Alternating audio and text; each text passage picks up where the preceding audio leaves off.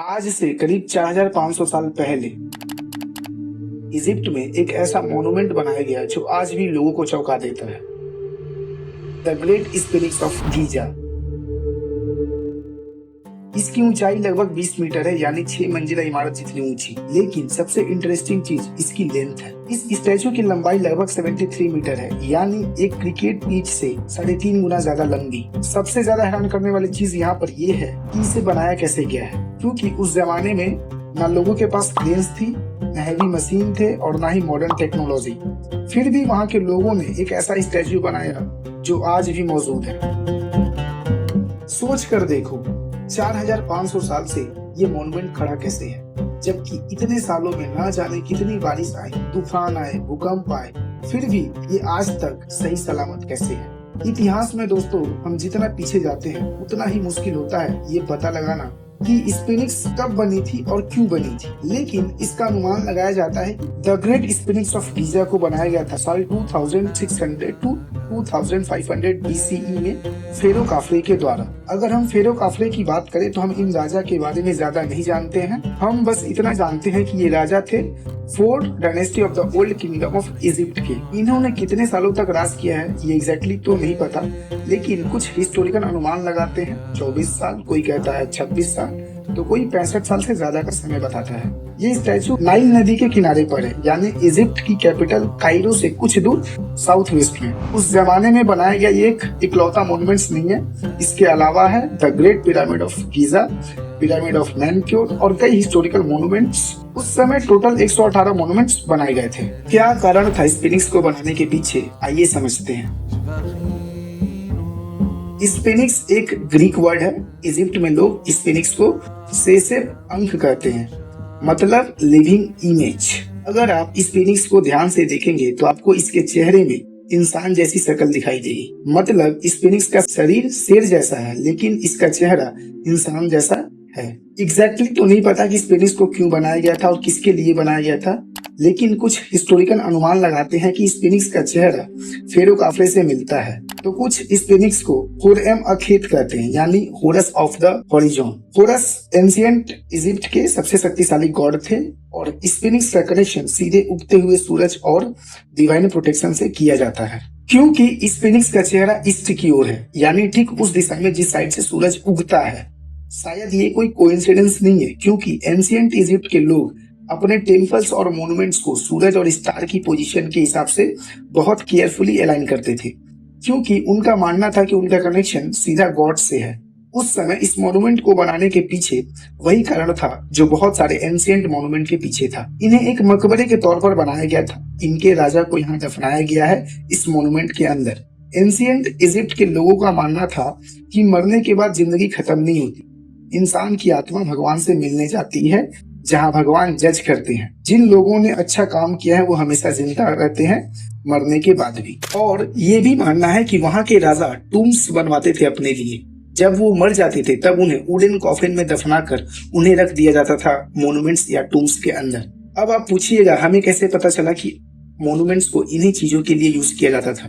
2 बड़े कारण है दोस्तों। पहला, एंशिएंट रिलीजियस टेक्स्ट। हमें ऐसे उल्लेख मिले हैं जिनमें मरने के बाद का जर्नी और जजमेंट का जिक्र मिलता है। और दूसरा, आर्कियोलॉजिस्ट को मिले टूम्स, कॉफिन्स और मम्मी जो ये दिखाते हैं कि इजिप्ट के लोग डेथ को लाइफ का एंड नहीं बल्कि एक नई जर्नी की शुरुआत मानते थे। लेकिन the great sphinx of Giza के अंदर कोई भी ऐसा सब्सटेंशियल एविडेंस नहीं मिला है जो प्रूफ करे कि इसे बनाया क्यों गया था।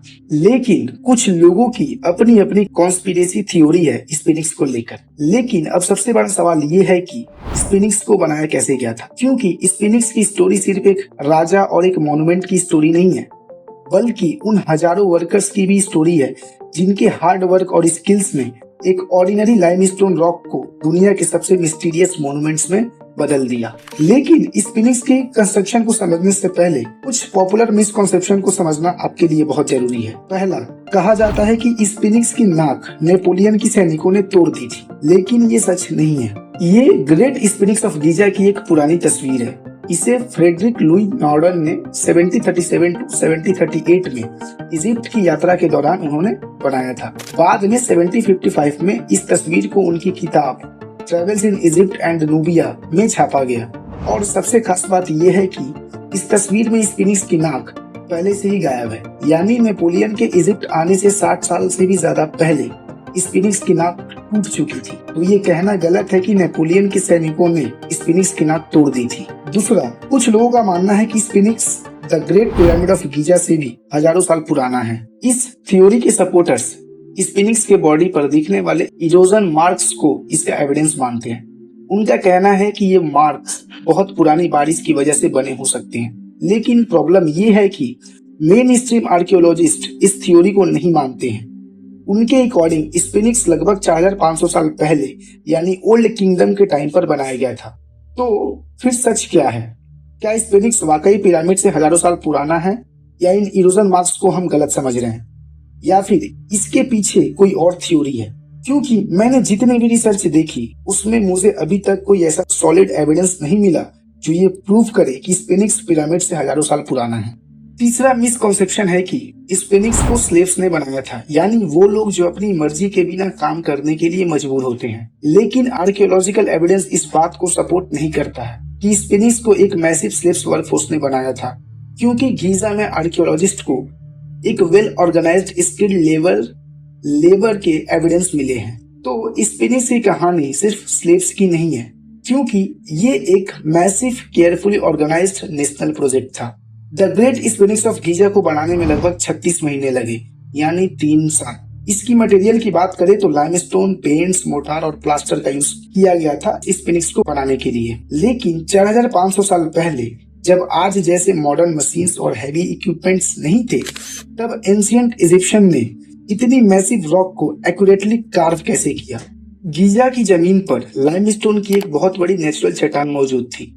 लाइमस्टोन को काटने के लिए वर्कर्स स्टोन हैमर का यूज करते थे और शेप देने के लिए स्टोन पाउंडर्स, कॉपस और चीजल जैसे टूल्स का इस्तेमाल करते थे। इनके तरीके यूनिक भी थे। जहां रॉक को तोड़कर अलग करना होता था, वहां वर्कर्स लीवरेज का भी यूज करते थे। रॉक में छोटे छोटे सॉकेट बनाकर उनमें वुडन लीवर्स लगाए जाते और फोर्स लगाकर रॉक को चट्टान से अलग कर देते थे। लेकिन अब आप कहोगे कि चलो मान लेते हैं कि वर्कर्स ने इन टेक्निक्स का यूज करके पत्थर को काटा, पर इतने बड़े भारी भरकम पत्थर को वो मूव कैसे करते थे? आइए ये भी समझते हैं। एंशिएंट इजिप्शियन हैवी स्टोन को वुडन स्लेज की मदद से मूव करते थे।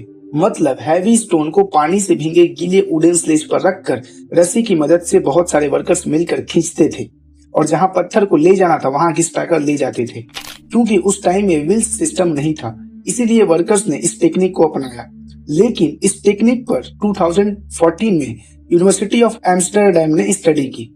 उनको एक पेंटिंग मिली। आप इस पेंटिंग में देख सकते हैं टोटल 170 लोग हैं जो एक स्टैच्यू को घिसटाकर ले जा रहे हैं एक स्लेज पर रस्सी के द्वारा।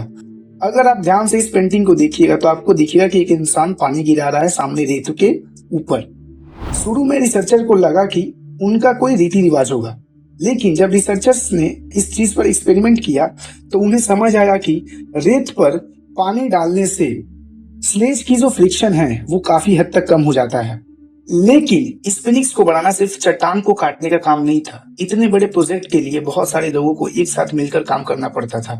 कुछ लोग पत्थर को तोड़ते थे तो कुछ लोग मलबा हटाते थे, और वहीं कुछ लोग स्फिनिक्स का फाइनल डिजाइन रेडी कर रहे थे। अब आपके मन में एक सवाल आएगा कि इतने सारे वर्कर्स रहते कहाँ थे? गीजा के पास आर्कियोलॉजिस्ट को एक वर्कर्स सेटलमेंट मिला है जिसका नाम था हेत अल घुराब। यहाँ आर्कियोलॉजिस्ट को वर्कर्स की रहने की जगह, सामान रखने के लिए स्टोरेज एरिया और खाना बनाने के लिए बड़ी जगह मिली, जहाँ वर्कर्स अपने लिए खाना बनाते थे। पूरे 3 साल लगे इस स्फिनिक्स को बनाने में। ये एक ऐसी सिविलाइजेशन की कहानी है जिसके पास मॉडर्न मशीन नहीं थी, लेकिन उनके पास नॉलेज, प्लानिंग, टूल्स और एक मैसिव ऑर्गेनाइज्ड वर्कफोर्स थी। उन्होंने एक नेचुरल लाइमस्टोन रॉक को काटा, फिर उन्होंने लायन जैसा बॉडी और इंसान जैसा चेहरा दिखने वाला डिजाइन बनाया। आखिर उन्होंने इसे बनाया क्यों था? इस सवाल का जवाब आज तक नहीं मिला है, और ऐसी कोई थ्योरी भी नहीं है जो प्रूफ कर सके कि इस स्फिनिक्स को बनाया क्यों गया था। और शायद यही वजह है दोस्तों कि 4500 साल बाद भी स्फिनिक्स हमें अपनी तरफ देखने के लिए मजबूर करता है। कुछ मॉन्यूमेंट्स हिस्ट्री बताते हैं और कुछ हिस्ट्री से सवाल पूछते हैं। स्फिनिक्स उनमें से एक है।